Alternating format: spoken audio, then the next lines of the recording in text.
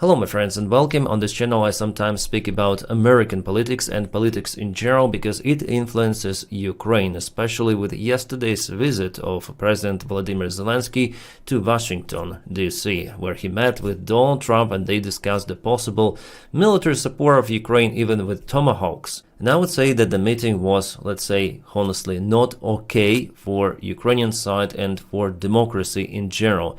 Donald Trump refused to give Ukraine the long-range weaponry because the day before, Putin called Donald Trump and brainwashed him. He resetted his program, completely erasing the previous setting done by Zelensky, and there was no pro-Ukrainian rhetorics from Donald Trump any longer in yesterday's meeting. Well, for me, the story with tomahawks was understandable from the very beginning, that the chance for them to be supplied by the current White House administration to Ukraine is pretty much low. As I say to you, if that deal happened, I would be surprised, probably the most surprised in my entire life about some sort of the event. And as expected, Ukraine obtained refusal. Then Zelensky was asked about those Tomahawk missiles. He replied that he is realistic about it. Plus, he also added that White House and Donald Trump, they don't want to escalate. So similar story with the previous White House administration. You might recall the National Security Advisor Jake Sullivan, who really pushed Joe Biden not to escalate and not to give Ukraine permission to use ATACMS missiles, which have already been supplied. They were afraid that those missiles could be used on Russian territory and Russia may try to do something against democratic states and NATO, but it doesn't really matter for Russia. Plus, Putin himself stated about tomahawks that they are not the problem for Russia, that Russia may modernize the air defense systems and shut down those tomahawks. So far, he has not proclaimed any sort of the threats for Western countries which could be connected to delivery of the tomahawks. But Putin is afraid because he understands the capabilities of Ukraine if it obtains tomahawk missiles. If Ukraine, just with the help of the drones for the last few months, was capable to eliminate 40% of the Russian refinery capabilities. And now Russia has to spend the money to purchase fuel from neighboring countries. Fuel station purchasing fuel from other countries. It is nonsense, but it is happening. Well, here guys, I said something about the previous White House administration, some negative things, with those permissions, but in general there was way bigger support of Ukraine, also direct military help compared to Donald Trump's administration. It is all understandable. Donald Trump just wants to finish this war in any possible sort of the way. The occupation of Ukraine is one of those acceptable ways for Donald Trump. He just wants to stop killing, at least till the end of his presidency term. He doesn't accept Ukraine as an ally. But for Joe Biden, Ukraine was a fellow friendly state. What we have right now is totally upside down, and what Donald Trump is doing, he is now supporting Russia mostly. I mean, not directly with some sort of the financial or military support, but there are no sanctions applied on Russia, plus the long-range weapons delivery was cancelled for now. And also Donald Trump just follows Putin demands every time. There were already multiple of the cases that Donald Trump escalated towards Russia, but each time there was either Witkov's visit to Moscow or Putin calls to Donald Trump, and after it, the program reset. Donald Trump is turning to the other side. Donny cannot stick to a single vector, and it really shows his incompetence. Putin understands that, and Putin just mastered his manipulation of Donny. Everyone sees that. American press, social media, if you open pages, even some of the MAGA supporters, they are now questioning Donald Trump about his misaction in this case. Why did you say one thing and then totally opposite the next day? But it seems like Donny likes to be played like that, and he doesn't understand what is happening. Well, in this video I don't really want to play the speeches of Donald Trump especially, or Zelensky, because it doesn't really matter. Only actions should be evaluated by us to understand the next steps of the White House administration. Well, Donald Trump again showed himself unprofessionally. Well, I'm gonna touch some of the things which were discussed, but without real quotes or playing those videos, because he is just annoying, and yesterday he even used the word fuck. Then he answered the question to one of the journalists, which I think is absolutely inappropriate for the politician of this high level of the biggest democracy probably, yeah, in the world. Biggest economy at least, and military power, the United States of America. Beautiful country, but yeah, people elected this leader, which is not helping democracy to withstand the threats coming from autocracies. What I may quote here is just his Truth Social post, because it shows how delusional Donald Trump really is. He posted that after the meeting with Zelensky. The meeting with President Volodymyr Zelensky of Ukraine was very interesting and cordial, but I told him, as I likewise strongly suggested to President Putin, that it is time to stop the killing and make a deal. Enough blood has been shed, with property lines being defined by war and guts. They should stop where they are. Let both claim victory. Let history decide. No more shooting, no more deaths, no more vast and unsustainable sums of money spent. And here's the most important part of this message, of course. This is the war that would have never started if I were president. Thousands of people being slaughtered each and every week. No more. Go home to your families in peace. And just for you to understand how delusional this message really is, if Ukraine stops killing, stop fighting, in this case, yeah, he just says stop killing. It means that Russia would just penetrate Ukrainian defense lines and occupy Ukraine. So Ukraine has to defend itself. It's not that Ukraine is an aggressor country. No, Ukraine is being attacked and it has the right to defend its own territory. Russia is attacking. If you check out the military map from the yesterday's analysis, you may see the Russian convoys and Russian vehicles which are attacking Ukrainian positions in Shakhova. Ukraine here is defending the territory, trying to return it back. Ukraine is not acting on territory of Russia any longer with its army. Russia acts on territory of Ukraine, trying to occupy it. Not just those regions which Russia put in their constitution illegally, but also Russia attacks in Dnipropetrovsk Oblast, Kharkiv and Sumy regions. It means that Russia has the broader ambitions than just those 4 regions of Ukraine and Crimea.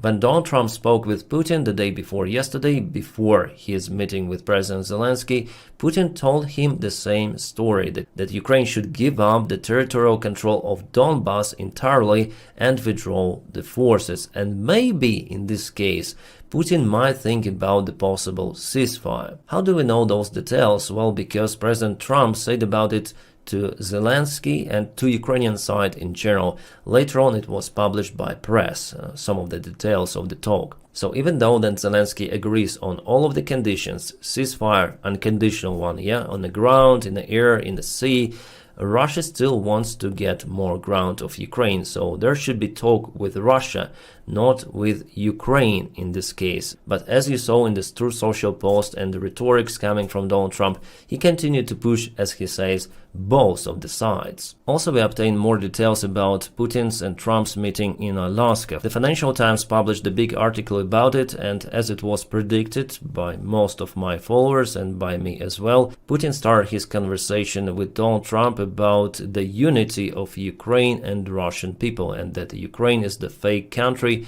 He even started from the 9th century, a Rurik dynasty that controlled Rus by the time, Kievskaya Rus, yeah, and also baptizing of Rus and so on. So he started from this madness. Putin is a madman, yes. He lives in his own informational, historical and mental bubble. What we saw in a Tucker Carlson interview back in 2023, as far as I remember, exactly the same narratives Putin started to tell to Donald Trump. An American delegation, it was shocked about that stuff, and Trump even wanted to finish the meeting right away, but they were capable to put it into the different stream, so there was some sort of the confrontation. That's why the vast part of the meeting, after all, including dinner, was cancelled. And Donald Trump, they're planning, as you know already, their next meeting in Budapest. Well, for now it's just a project. It's not yet been coordinated officially, but probably it might happen. Whether Zelensky could be presented on this meeting, I'm sure that Putin will not agree on this meeting if Zelensky is presented there. So there could be a personal meeting between Donald Trump and Putin, and maybe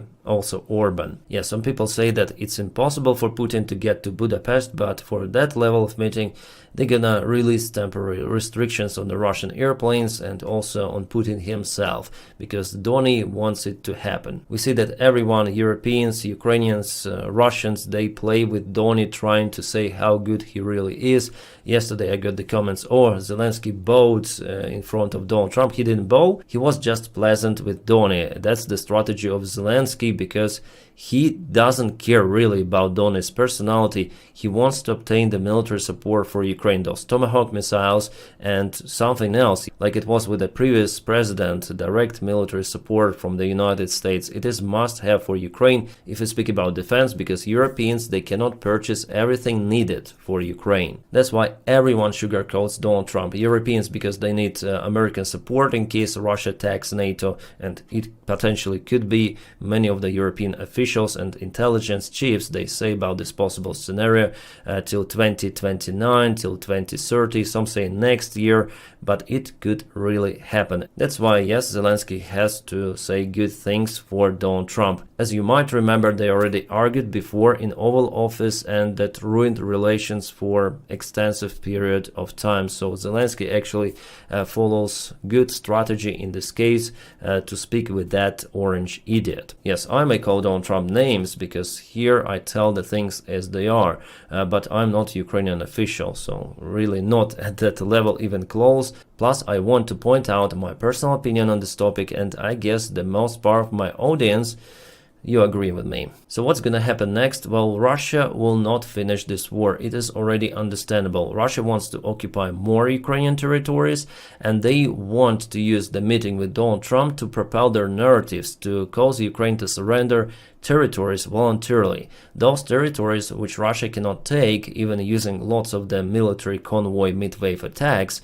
Yeah, basically it's not possible for Russia, even in a close-by perspective, to occupy vast regions of Slavyansk, Kramatorsk, Konstantinivka. Even for Pokrovsk, they are fighting for more than a year already, with just partial success, having all those crazy losses. And for Russia, it cannot continue for such extensive period of time. Despite their size, economy, Russia will have to announce a new mobilization in this case. So Putin tries to avoid it, actually, to proclaim it openly.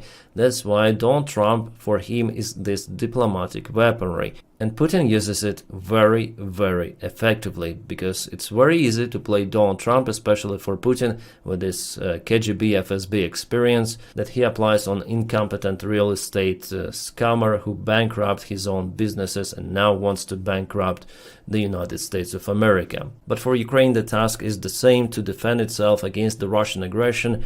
With Trump's support or without it, there's basically no other choice. Occupation or continue the fight. Those are just the two variants which Ukraine now has, unfortunately.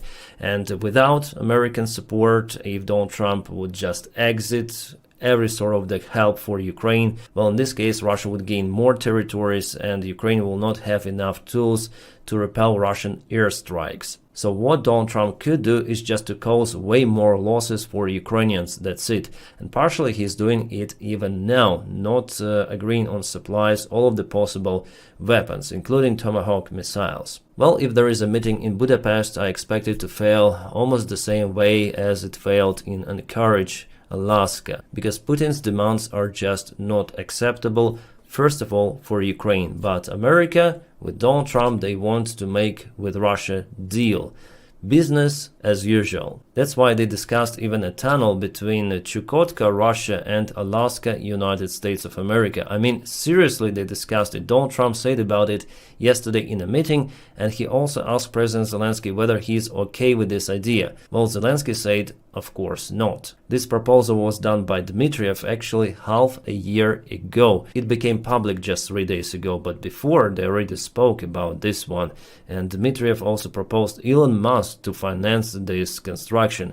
Kind of the good supply line for the Russian army. They already mastered those tunnel missions, yeah? Or a tube operation as they call them. And by the way, in Chukotka, Russia, this place is mostly inhabited. I know what they want to connect here, but the infrastructure inside this Russian region, it is just absent. It is not even close to Alaska. This comes from Kirill Dmitriev, who is in charge actually of those negotiations between United States and Russia, economical negotiations to build business, to forget about what is happening in Ukraine. By the way, at the meeting, Pete Hegseth wore the Russian tie.